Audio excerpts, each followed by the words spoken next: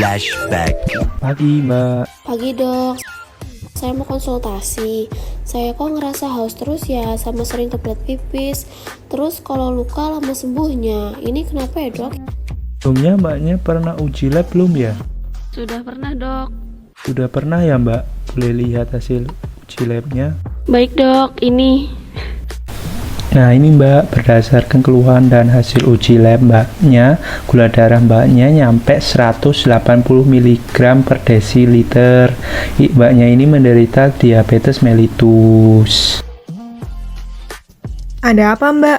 Kok saya lihat Mbaknya kayak kebingungan? Saya DM. Saya lagi cari produk gigi rendah, tapi saya bingung itu apa. Oh, indeks glikemik itu penanda seberapa cepat atau lambat makanan yang dikonsumsi akan mempengaruhi naiknya gula darah dalam tubuh Mbak. Semakin rendah indeks glikemik pada produk bahan makanan, maka Mbaknya jadi lebih lama nih merasa kenyang. Jadi, makanan indeks glikemik yang rendah lebih cocok nih buat Mbaknya. Emangnya beras biasa nggak bisa ya mbak? Saya biasanya makan itu. Kan Mbaknya biasa makan nasi dari beras putih nih. Nah, beras merah ini sebagai alternatif untuk lebih sehat karena punya indeks glikemik yang lebih rendah daripada beras putih. Selain itu, Mbaknya juga bisa nih mengonsumsi beras merah untuk adaptasi ke pola hidup yang lebih sehat. Beras merah juga mudah ditemui di sekitar kita loh, Mbak. Oh, berarti aku beli ini aja ya mbak.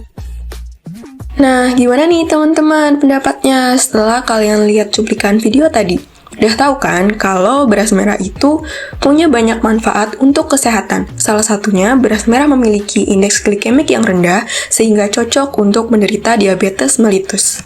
Selain itu, beras merah juga memiliki kandungan senyawa antosianin, yaitu lapisan berwarna merah dari beras merah yang bermanfaat sebagai antioksidan dan anti kanker.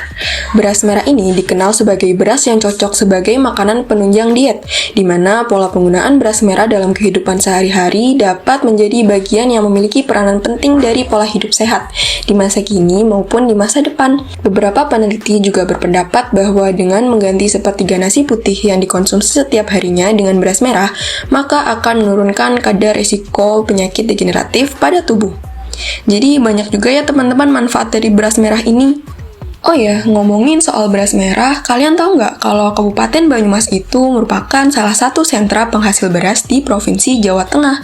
Berdasarkan data BPS Kabupaten Banyumas pada tahun 2020, produksi padi di Kabupaten Banyumas mencapai 292.980 ton loh, dan produksi berasnya mencapai 167.613 ton.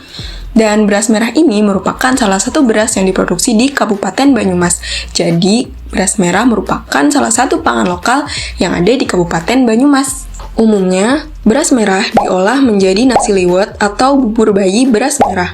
Tetapi, ada juga yang mengolah beras merah menjadi rengginang beras merah, bubur Manado beras merah, dan nasi bakar beras merah. Jadi, beras merah ini juga bisa loh dikreasikan ke berbagai macam menu olahan. Sekarang, aku mau kasih tahu kandungan gizi dari beras merah. Jadi, dalam 100 gram beras merah, terdapat energi sebanyak 352 kilokalori, protein 7,3 gram, lemak 0,9 gram, karbohidrat 76,2 gram, tembaga 45%, fosfor 37%, dan vitamin B1 34%. Wah, tinggi juga ya teman-teman kandungan dari beras merah ini. Kira-kira segitu aja teman-teman informasi yang dapat kami sampaikan tentang beras merah. Tetapi sebelum video ini berakhir, kami merekomendasikan beberapa merek dan harga beras merah yang teman-teman dapat beli di swalayan atau supermarket terdekat.